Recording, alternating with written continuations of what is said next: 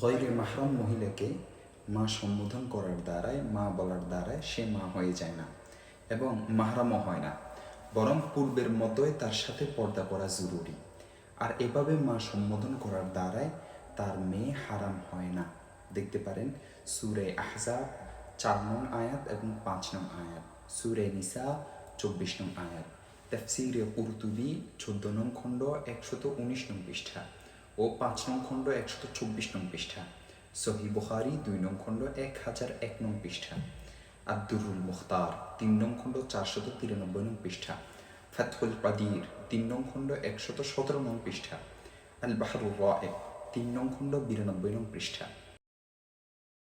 ইমাম অথবা একাকী নামাজ আদায়কারী প্রথম বৈঠক ছেড়ে বুলে দাঁড়িয়ে গেলে যতক্ষণ পর্যন্ত বসার নিকটবর্তী থাকবে, স্মরণ হওয়া মাত্রই বসে পড়বে এবং এক্ষেত্রে সাহু সেজদা করতে হবে না। আর যদি দাঁড়ানোর নিকটবর্তী হয়ে যায় তাহলে আর বসবে না। এক্ষেত্রে নিয়ম হলো না বসে যথারীতি নামাজ চালিয়ে যাওয়া এবং নামাজ শেষে সেজদায় সাহু করে নেওয়া। কিন্তু যদি কেউ এই অবস্থাও বসে যায় তবে তার এই কাজ নিয়ম পরিপন্থী হলেও নামাজ হয়ে যাবে। এক্ষেত্রেও নামাজ শেষে সাহু সেজদা করা জরুরি হবে।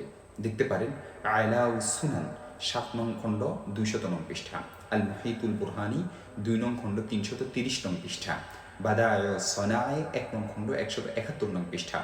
আরও দেখতে পারেন আল বাহরুর রাইক 2 নং খণ্ড 100 নং পৃষ্ঠা, রদ্দুল মুহতার 2 নং খণ্ড 83 নং পৃষ্ঠা, খুলাসাতুল ফাতাওয়া 1 নং খণ্ড 178 নং পৃষ্ঠা। হারাম মাল চাই কম হোক বা বেশি হোক, উভয় ক্ষেত্রে তা ব্যবহার করা হারাম। বাড়ি নির্মাণে যদি হারাম মালের মিশ্রণ থাকে, পরিমাণে কম হলেও তা ভোগ করা জায়েজ হবে না।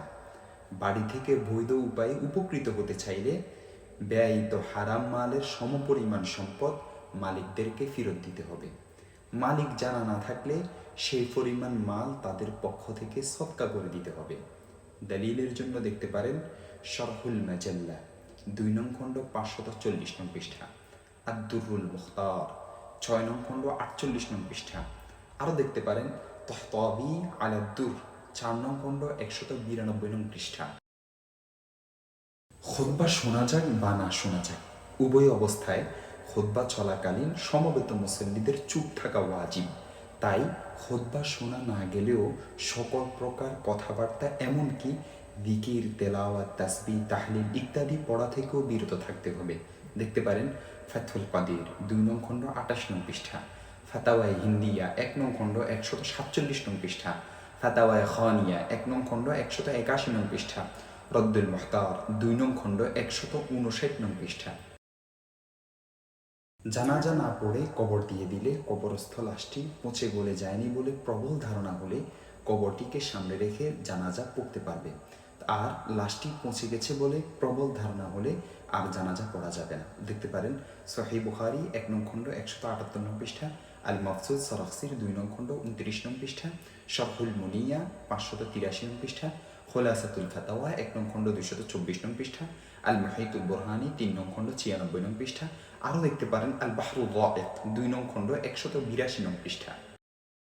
মাসবুকের জন্য সর্বাবস্থায় ছুটে যাওয়া রাকাত আদায়ের শুরুতে সানা পড়া মুস্তাহাব। নামাজ শুরুর সময় যদি সানা পড়ে থাকে তবুও পরবর্তীতে সানা পড়া মুস্তাহাব। দেখতে পারেন শরহুল মুনিয়া 304 নং পৃষ্ঠা, ফাতাওয়ায়ে তাতার খানিয়া 1 নং খণ্ড 558 নং পৃষ্ঠা, আদ-দুররুল মুখতার 1 নং খণ্ড 596 নং পৃষ্ঠা। যে সকল জিনিসের মালিক স্ত্রী: 1. স্বামী বিয়ের সময় যে সকল সাজানে দিয়েছে এবং পরবর্তীতে স্ত্রীকে যা কাপড় ইত্যাদি দিয়েছে সেগুলির মালিক স্ত্রী। 2. বিয়ে ও তৎপরবর্তী সময়ে স্ত্রীকে উদ্দেশ্য করে যা দেওয়া হয়েছে তার মালিক স্ত্রী। 3. আর যে সকল জিনিস পুরুষ মহিলা উভয় ব্যবহারের উপযোগী কিংবা সংসারের ব্যবহৃত যৌথ আসবাবপত্র, এগুলোর মধ্যে যা মেয়ে পক্ষ দিয়েছে সেগুলোর মালিক মেয়ে, আর যা ছেলে পক্ষ দিয়েছে সেগুলোর মালিক ছেলে। দেখতে পারেন সূরা নিসা 40 নং আয়াত, আল ইনায়া 3 নং খণ্ড 204 নং পৃষ্ঠা, ফাতহুল কাদির 3 নং খণ্ড 248 নং পৃষ্ঠা, রদ্দুল মুহতার 3 নং খণ্ড 572 নং পৃষ্ঠা, ফাতাওয়া হিন্দিয়া 1 নং খণ্ড 543 নং পৃষ্ঠা এবং 563 নং পৃষ্ঠা, খুলাসাতুল ফাতাওয়া 4 নং খণ্ড 400 নং পৃষ্ঠা। দাঁত থেকে রক্ত বের হওয়া রোজা ভঙ্গের কারণ নয়, তবে রোজা অবস্থায় রক্ত বের হলে তা গলায় যেন চলে না যায় সেদিকে খেয়াল রাখতে হবে। দেখতে পারেন খোলাসাতুল ফাতাওয়া 1 নং খণ্ড 254 নং পৃষ্ঠা, ফাতাওয়াই হিন্দিয়া 1 নং খণ্ড 203 নং পৃষ্ঠা, ফাতাওয়াই বাজ্জাজিয়া 4 নং খণ্ড 98 নং পৃষ্ঠা, আব্দুরুল মুখতার 2 নং খণ্ড 396 নং পৃষ্ঠা। সেজদায় সাহু ওয়াজিব হওয়ার পরে ভুলে বা ইচ্ছাকৃত সাহু সেজদা না করে থাকলে ওই নামাজ পুনরায় পড়ে নেওয়া আবশ্যক। দেখতে পারেন হিদায়া 1 নং খণ্ড 143 নং পৃষ্ঠা, ফাতহুল কাদির 1 নং খণ্ড 308 নং পৃষ্ঠা, মারাকিন ফালাহ 138 নং পৃষ্ঠা, আব্দুরুল মুখতার 2 নং খণ্ড 63 নং পৃষ্ঠা। পুকুরের ফানি সেচে মাছ ধরে দেওয়ার বিনিময়ে সেই পুকুরের পাওয়া মাছের অর্ধেক বা কম বেশ দেওয়ার চুক্তি শরীয়তে জায়েজ নেই, বৈধ নেই।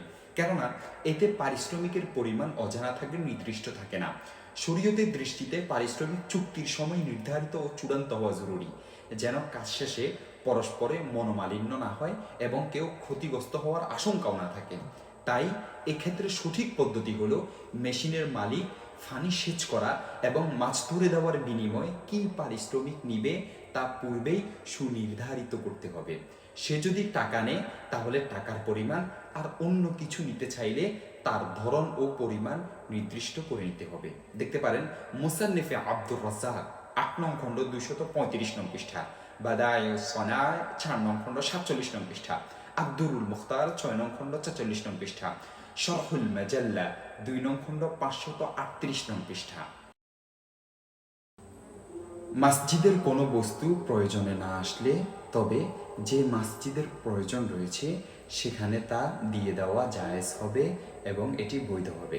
দেখতে পারেন আল মাকসুদ 12 নং খণ্ড 42 নং পৃষ্ঠা, কিতাবুল ইনসাফ ফি আহকামুল আওকাফ 77 নং পৃষ্ঠা। আরও দেখতে পারেন ফাতহুল কাদির 5 নং খণ্ড 444 নং পৃষ্ঠা, রদ্দুল মুখতার 4 নং খণ্ড 359 নং পৃষ্ঠা। শুধু মাছ বিক্রির জন্য ছুতা হিসাবে এই পদ্ধতিতে পুকুর ভাড়া দেওয়া ও নেওয়া এটি বৈধ হবে না, জায়েজ হবে না।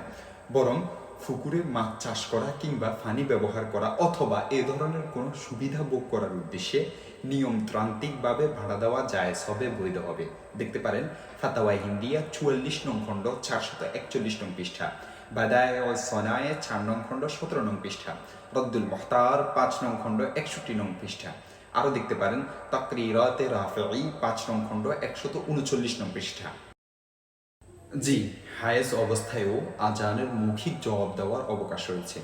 দেখতে পারেন উমদাতুল কারি 6 নং খণ্ড 117 নং পৃষ্ঠা, শরহুন নববী 4 নং খণ্ড 88 নং পৃষ্ঠা, আল বাহরুর রাইক 1 নং খণ্ড 260 নং পৃষ্ঠা, রদ্দুল মুখতার 1 নং খণ্ড 396 নং পৃষ্ঠা। জীবিত ভূমিষ্ঠ বাচ্চা মারা গেলে সাধারণ মৃতের মতোই তার গোসল ও কাফন দিতে হবে এবং জানাজা পড়ে দাফন করতে হবে। এই ধরনের বাচ্চার বয়স 7 দিনের কম হলেও নাম রাখার কথা হাদিসের মধ্যে বলা হয়েছে, তাই তার একটি সুন্দর নাম রেখে দিবে। আর যদি বাচ্চা মৃত ভূমিষ্ঠ হয় তাহলে তার জানাজা পড়তে হবে না, তাকে গোসল দিয়ে একটি পরিষ্কার কাপড়ে পেঁচিয়ে দাফন করে দিবে। অবশ্য এই ধরনের বাচ্চাকে চাইলে 3 কাপড়েও কাফন দিতে পারবে, আর এই শিশুরও একটি সুন্দর নাম রেখে দিবে। একই পন্থা অবলম্বন করবে ওই সব অসম্পূর্ণভাবে জন্ম নেওয়া মৃত শিশুদের ক্ষেত্রে যাদের মৌলিক অঙ্গ প্রত্যঙ্গগুলোর সৃষ্টি হয়েছে।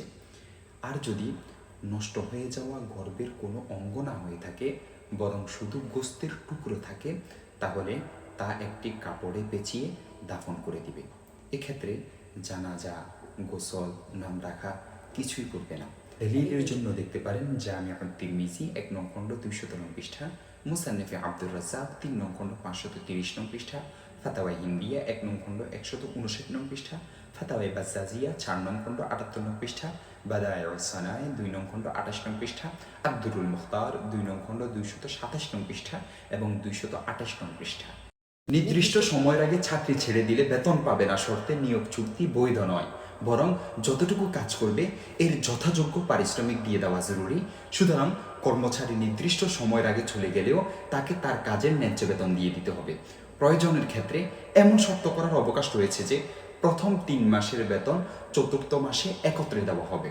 আল বাহরুর রাইক 7 নং খণ্ড 312 নং পৃষ্ঠা, ফাথুল কাদির 8 নং খণ্ড 34 নং পৃষ্ঠা, আত-তুরুল মুখতার 6 নং খণ্ড 45 নং পৃষ্ঠা, ফাতাওয়ায়ে হিন্দিয়া 4 নং খণ্ড 443 নং পৃষ্ঠা, শরহুল মাজাল্লা 2 নং খণ্ড 545 নং পৃষ্ঠা। নির্দিষ্ট দামে টিকিট বিক্রি করে নির্দিষ্ট সময় পর্যন্ত বড়শি বা অন্য উপায়ে মাছ ধরার জন্য অনুমতি দেওয়া এটি জায়েজ নয়। তাছাড়া এতে জুয়ার সাদৃশ্য রয়েছে, এটি শরঈ নীতিমালার সাথে সঙ্গতিপূর্ণ নয়। তাই এভাবে মাছ ধরার চুক্তি করা থেকে বিরত থাকা কর্তব্য। দেখতে পারেন রদ্দুল মুখতার 6 নং খণ্ড 403 নং পৃষ্ঠা, বুহুস ফি কদায়া ফিকহিয়া মুআসারা 2 নং খণ্ড 231 নং পৃষ্ঠা। নামাজের মধ্যে ইমামের কোনো ভুল হয়ে গেলে তাকে সতর্ক করার জন্য সুবহানাল্লাহ বলাটাই উত্তম, কেননা হাদিস এবং সাহাবাদের আমল দ্বারা সুবহানাল্লাহ বলা প্রমাণিত। তবে আল্লাহু আকবার বললেও নামাজের কোনো ক্ষতি হবে না।